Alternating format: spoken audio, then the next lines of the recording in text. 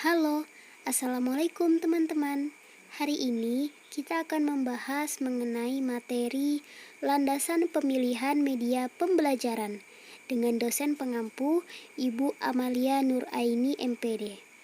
Kami dari kelompok 3 dengan anggota Rofingatul Saniah, Novia Dwi Ramadan, Syifa Azura Adila, dan Yesi. Poin pertama, kita akan membahas mengenai definisi media pembelajaran. Media pembelajaran adalah alat-alat bantu yang digunakan untuk mempermudah pelaksanaan proses belajar mengajar. Contoh alat yang digunakan yaitu buku sampai penggunaan perangkat elektronik di kelas.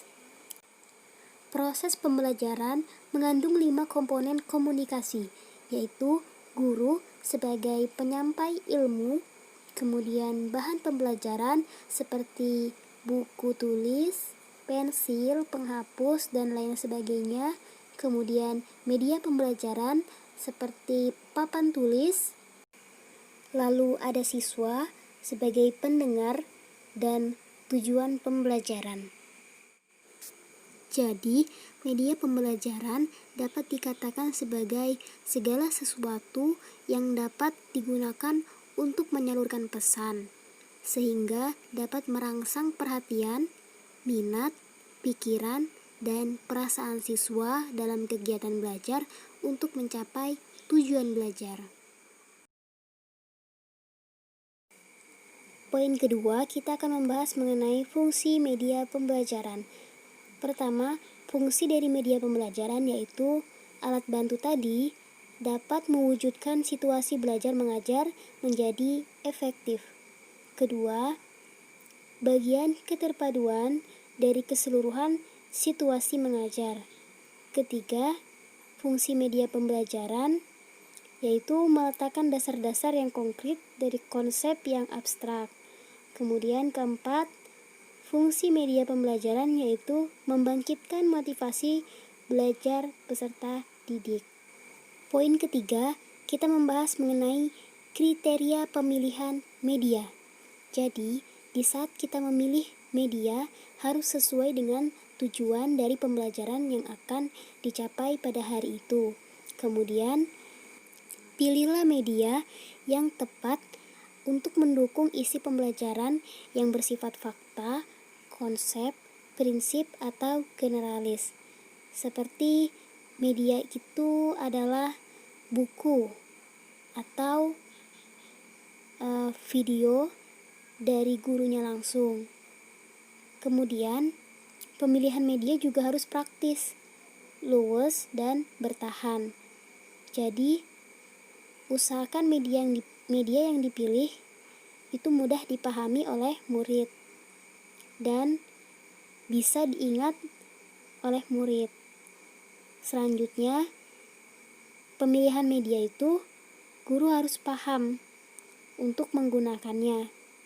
Jadi, sebelum kita mengajarkan kepada anak murid, kita harus paham dulu media apa yang harus kita gunakan.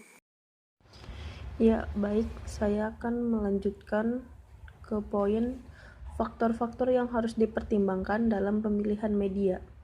Yang pertama ada objektivitas. Objektivitas, unsur subjektivitas guru di dalam memilih media pengajaran harus dihindari. Artinya guru tidak boleh memilih media pengajaran sesuka hati atau kesenangan pribadi. Yang kedua ada program pengajaran.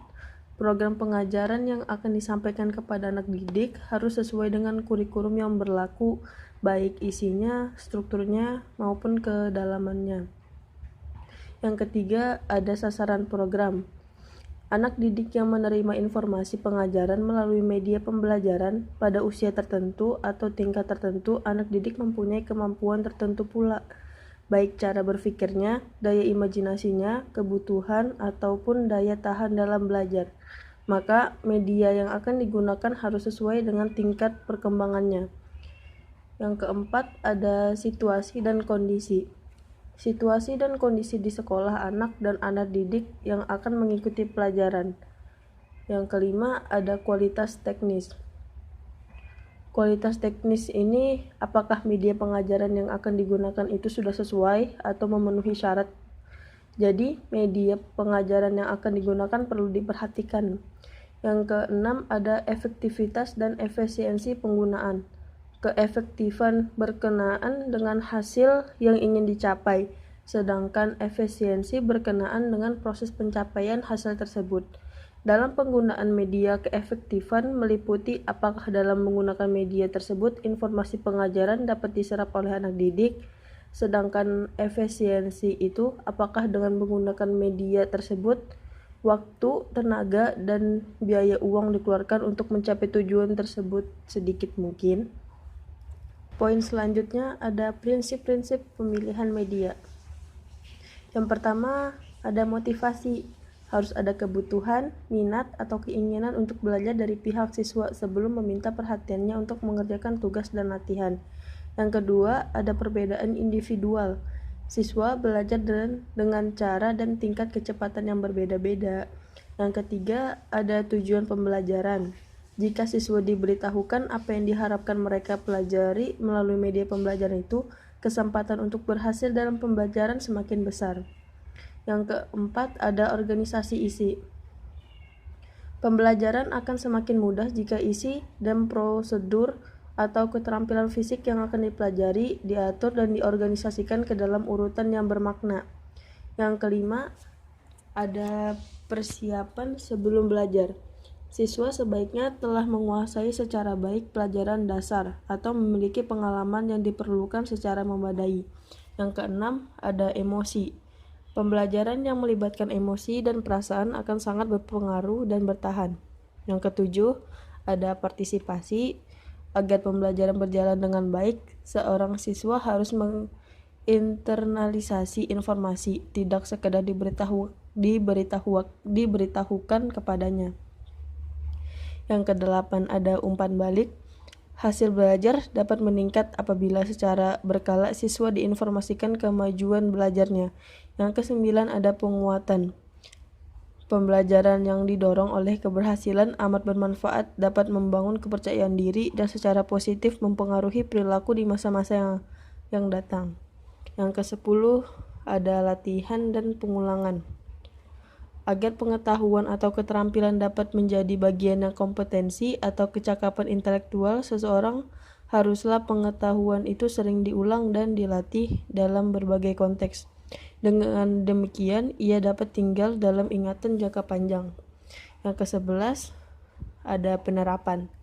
Hasil belajar yang diinginkan adalah meningkatkan kemampuan seseorang untuk menerapkan atau mentransfer hasil belajar pada masalah atau situasi baru.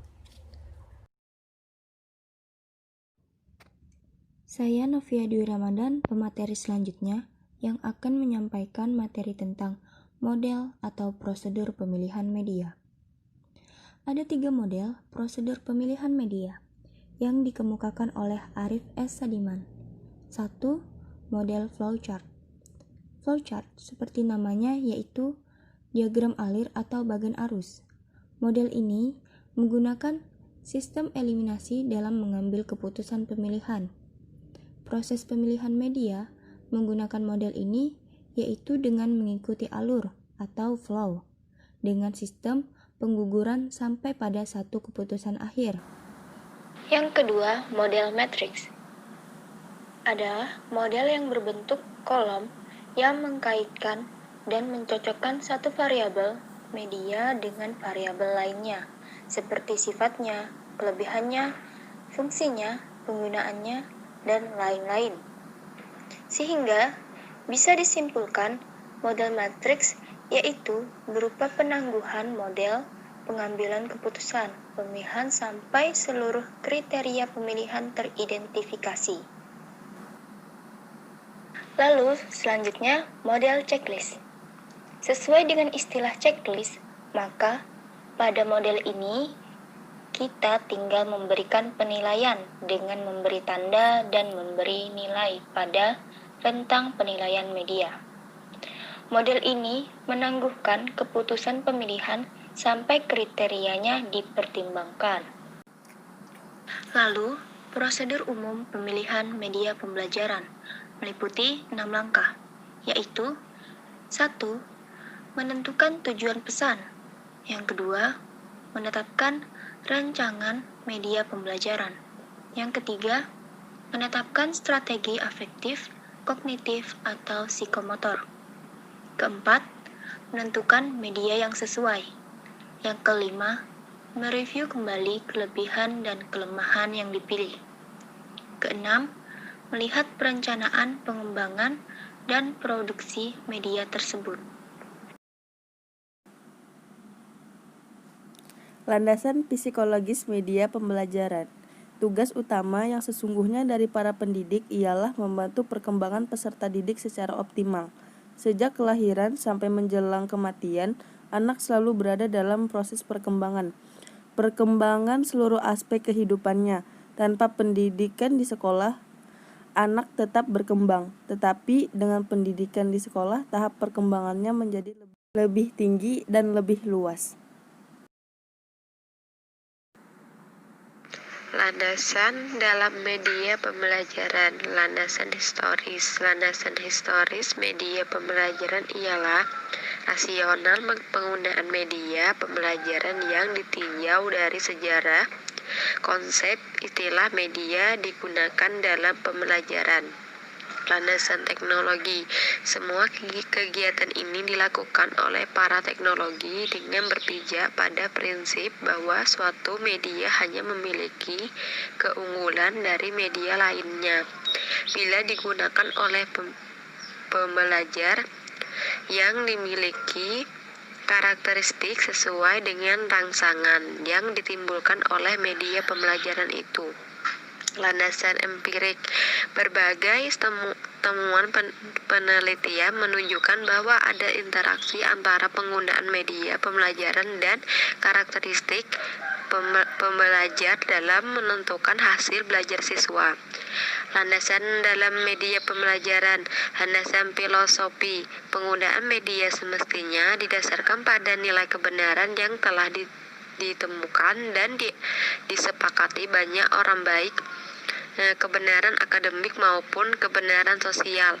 Landasan sosiologis. Guru perlu mempertimbangkan latar belakang sosial anak didik dalam sekolah, sebab jika media yang digunakan tidak sesuai latar belakang sosial anak didik, maka materi pelajaran atau pesan yang dikirim tentunya tidak bisa tersampaikan secara optimal.